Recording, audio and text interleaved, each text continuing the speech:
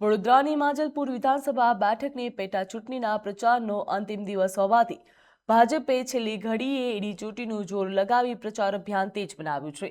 પ્રચારના પડઘમ શાંત થાય તે પહેલા જ ભાજપ દ્વારા માંજલપુર વિધાનસભાના વિવિધ વોર્ડમાં એક સાથે પદયાત્રા યોજવામાં આવી હતી અને મતદારો સુધી પહોંચવાનો પ્રયાસ પણ કરવામાં આવ્યો।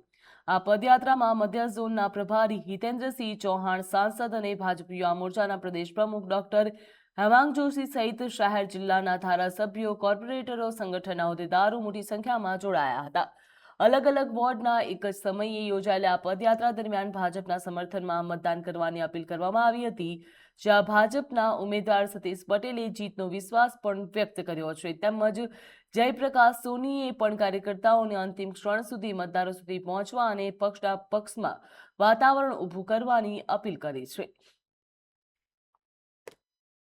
આજે ચૂંટણીનો છેલ્લો દિવસ છે પ્રચાર માટેનો, અને એમાં ભારતીય જનતા પાર્ટી ચારેય વોર્ડમાં આજે પદયાત્રાનું આયોજન કર્યું છે।